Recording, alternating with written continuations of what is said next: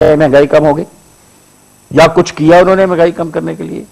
वो काम नहीं होता चीफ जस्टिस का। जो इस तहरीक के दौरान जो लोगों को सड़कों पे लाने के लिए नारे लगाए गए थे, वो जजों का काम नहीं था। उनका काम जस्टिस देना है। जस्टिस किस तरह से देते हैं? वो स्टेट मशीनरी के जरिए जस्टिस पहुंचाते हैं लोगों तक। अपनी तो कोई पावर नहीं उनके पास तो कोई पावर नहीं होती। स्टेट की पावर इस्तेमाल उनकी मॉरल पावर है, उनकी डिस्पोजल पे होती है। मॉरल पावर है, बाकी तो उनकी डिस्पोजल पे। बिल्कुल, वो जिसको हुक्म दें उसका फर्ज है वो करें। लेकिन अगर आप उसका काम खुद लेकर बैठ जाएं तो फिर तो गड़बड़ होगी, जैसे हमेशा होती है।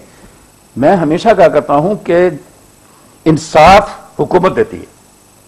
आपने नौशेर आदल का नाम सुना होगा, आपने हजरत उमर का नाम सुना होगा, आपने उमर बिन अब्दुल अजीज का नाम सुना होगा, आपने इसका क्या है, आलमगीर, औरंगजेब नहीं, वो थे, वो जो शाहजहां कौन से थे जो रुके बैठते थे, जहांगीर, अदर जहांगीरी सुना होगा। इन सबके जुबानों के काजी का नाम याद है आपको किसी का? तो अदल कौन देता है? नौशेरा अदल। सब देखिए, अदल हुकूमत देती है, और हुकूमत ही जो आदिल होती है वो अदलिया का एहतराम करती है, और अदलिया का एहतराम ही होता है जो लोगों तक इंसाफ पहुंचाता है। लेकिन ये सारा ऑर्डर हमने ठीक कर लिया क्या? हमने ऐसी हुकूमत कायम कर दी जो इंसाफ देने की अहल हो? और अगर हुकूमत इंसाफ देने की अहल है तो जज साहब कहां से इंसाफ लाके देंगे? ये सब कुछ हमें देखना पड़ेगा, इन ऑर्डर करना पड़ेगा चीजों को। लेकिन हमारे पास अब वक्त कब है जी? अब तो सर पे आ गए वो सारे मसाइल जिन्हें हल करने से हम कतराते रहे, जिन्हें एड्रेस करने से गुरेज करते रहे, जिनकी आंखों में आंखें डालकर देखने से डरते रहे, वो सब कुछ हमारे सामने आ गया है। आज अमेरिका हमारे दुश्मन की सूरत में हमारी सरहदों पर आकर बैठ गया है। आज इंडिया हमसे बात करने को तैयार नहीं, क्योंकि उसकी उम्मीदें बंध गई हैं कि पाकिस्तान अब इतना घिर गया है मसाइल में कि अब हम अपनी शराइत इनसे बनवाएंगे, अब मुज़ाकरात की जरूरत ही नहीं है इनसे। और आपको क्या क्या अर्ज करूं, रूस भी चचनिया के हिसाब चुकाने के लिए तावत कर रहा है। ईरान भी हमसे मायूस मेरा ख्याल हो गया है, उसके भी अमेरिका से अब राब्ते शुरू हैं। बल्कि जो डिप्टी फॉरेन मिनिस्टर हैं ईरान के, उन्होंने मज़ार शरीफ में जाकर जश्न नौबहार ने शिरकत की, अपने मुल्क में नहीं बनाए, अफगानिस्तान आकर मनाया। चीन भी हमसे काफ़ी परेशान रहा है, और अब वो भी वो उम्मीदें हमसे नहीं रखता, क्योंकि हमारे यहाँ से गए हुए टेररिस्ट चीन में भी दहशतगर्दी करते रहे, तखरीबकारी करते रहे, जिसकी चीनियों को मुसलसल शिकायत रही।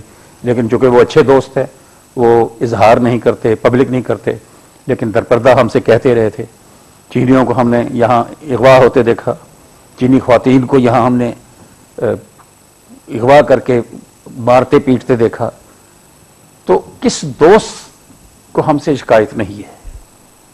कोई दुनिया में ऐसा मुल्क है जो इस मामले में हमारा साथ देने को खड़ा हो? जब हम पर इल्जाम लगते हैं कि दहशतगर्दी यहां से एक्सपोर्ट होती है, किसी एक मुल्क ने कहा कि पाकिस्तान पर झूठा इल्जाम लग रहा है? आपके दोस्त, आपके भाई, आपके दीनी भाई, आपके पड़ोसी भाई, कोई भी, आपके हमसाए, आपका दोस्त, कोई एक मुल्क ऐसा है जिसने आपकी हमायत में कहा हो? और आप हैं कि अपने आप में खुश होते रहते हैं कि हमने इनकार कर दिया इसलिए दुनिया बस बैठ जाएगी आराम से। दुनिया आराम से नहीं बैठेगी। आप दूसरों के लिए खतरा पैदा कर रहे हैं, वो आगे बढ़कर उस खतरे को कुचलेंगे। सारी कौमें हमारी जैसी नहीं होती कि हमारे अपने आंगन में खतरात पड़ रहे हैं और हम उनका सर नहीं कुचलते, और वो 8000 मील दूर आके जिनसे उन्हें खतरा है उनके पीछे आ रहे हैं, उन्हें उनसे लड़ने आ रहे हैं। ये होती हैं जो कौमें जिंदा रहती हैं तारीख में, जो कौमें आगे बढ़ती हैं, जो कौमें तरक्की करती हैं। ये कैसी, हम किस तरह के बदनसीब लोग हैं कि हमारे घरों में हमारे दुश्मन पले और हम उनका कुछ न बिगाड़ सके। और आज भी हम उनके बारे में कंफ्यूज हैं कि ये जो मेहमान आए हुए आते हैं बम बांधकर अपने आप से हमें उड़ाने के लिए, ये इसलिए आते हैं कि वहां ड्रोन अटैक्स होते हैं। ये क्या खुदकुशों की जो जैकेट्स हैं یہ ڈرون کے بعد بننی شروع ہوئی ہیں، یا ڈرون والے پھینکتے ہیں آگے کہ اب جا کے تم اپنے مسلمان بھائیوں کو مارو. تو اس طرح کے الجھاوے، اس طرح کے پہلے 71 میں ہمارے ساتھ ہو چکا ہے کہ ہم ریئل ایشو کو نہیں سمجھ سکے. بنگالی جمہوریت مانگ رہے تھے، اکنامک رائٹس مانگ رہے تھے، اپنا جو جمہوری حق ہے وہ مانگ رہے تھے، حکومت کا جو میجورٹی میں تھے. آپ نے اسلام ان کے سر پہ لاد دیا کہ یہ مسلمان ہی نہیں ہے. پاکستان ٹوٹ رہا تھا اور یہاں بحث ہو رہی تھی کہ بنگالی ہندو ہیں یا مسلمان ہیں. وہ ہندو کے ایجنٹ ہے. کبھی کوئی 8-9 کروڑ کی قوم کسی کے ایجنٹ ہو سکتی ہے؟ آج وہ ہندو کے ایجنٹ کیوں نہیں ہے؟ ہم ایسے ایشوز کو کنفیوز کرتے ہیں، اس طرح سے الجھاتے ہیں، اور ہمارے ہاں ہی لوگ بیٹھے ہوئے جو ایسا کرتے ہیں. اصل مسئلے کی طرف نہیں جانے دیں گے. نتیجہ کیا ہوتا ہے کہ وہ مسئلہ چلتے چلتے چلتے افریت بن جاتا ہے اور پھر ہمارے بس میں نہیں رہتا. یہی مشرقی پاکستان میں ہوا، یہی اب ہو رہا ہے کہ یہ افریت ہماری غفلت کی وجہ سے، ہماری نااہلی کی وجہ سے، ہمارے انتشار کی وجہ سے اتنی طاقت پکڑ گیا ہے کہ اب وہ اسلام آباد بھی اس سے محفوظ نہیں، لاہور بھی اس سے محفوظ نہیں، ہماری فوج بھی اس سے محفوظ نہیں، پولیس بھی محفوظ نہیں.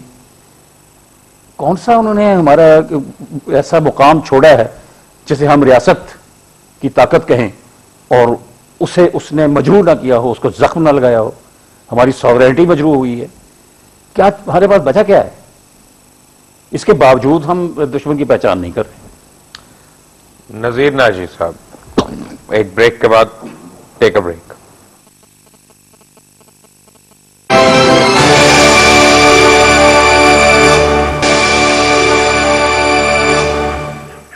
Welcome back from the break. Break پہ جانے سے پہلے آپ باتیں سنے تھے نذیر ناجی صاحب کی. اس وقت اسلام آباد سے خواجہ انور صاحب آن لائن ہے. ناجی صاحب کو کوئی میسج دینا چاہتے ہیں؟ جی خواجہ صاحب. السلام علیکم سر. السلام علیکم.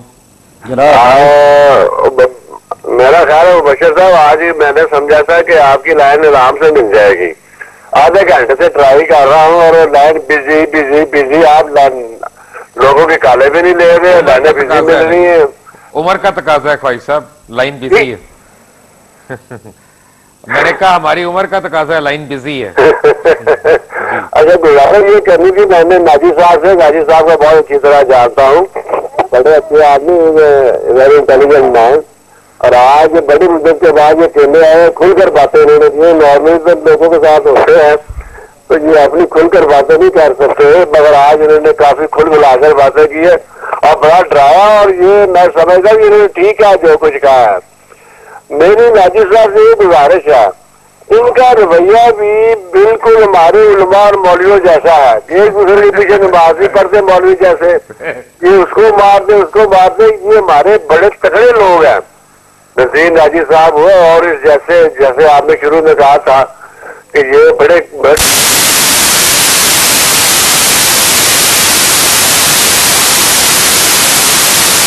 اور میں آپ کو حلفن کہتا ہوں، یہ 10 آدمی ہے نا، یہ کافی ہے اس ملک کو سیدھا کرنے کے لیے.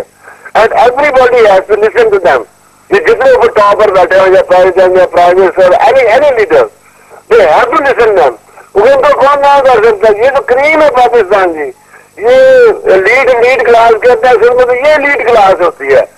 ملک کو راہ لانے کے لیے، ان کو گائیڈ کرنے کے لیے لیڈروں کو یہ لوگ ہوتے ہیں. ان کی وجہ سے ملک چلتے ہیں. انٹرنیشنلی یہ لوگ جب مشورے دیتے ہیں، امریکہ میں آپ دیکھ لیں جہاں وہ ایڈیٹوریل چھاپتے ہیں، میگزین چھاپتے ہیں، انہیں مشورے دیے جاتے ہیں، دے آل فالو دیم. اور یہاں پر یہ ہمارے لوگ ان کو فالو کرنے کے لیے پرووائڈڈ کہ یہ 10 بندے 12 بندے یہ اکٹھے ہو جائے، اور پھر ان کو نہ کرنے والا مائی کا لال کوئی پیدا نہیں ہوا. رائٹ خواجہ صاحب، thank you very much for your call. بات یہ ہے کہ ان کا کہنا ہے کہ نذیر ناجی ہو، حسن نثار ہو، منو بھائی ہوں، عباس ستر ہوں، یہ سارے جب اکٹھے ہوں تو اس بھونچال کو کون روکے گا؟ بلکہ اس دجال کو کون روکے گا؟ میں آپ کو ایک واقعہ سنا دیتا ہوں. ایوب خان کو سوجی کے ادیبوں اور شاعروں کی کوئی تنظیم بنائی جائے اور انہیں کچھ مفادات بھی دیے جائیں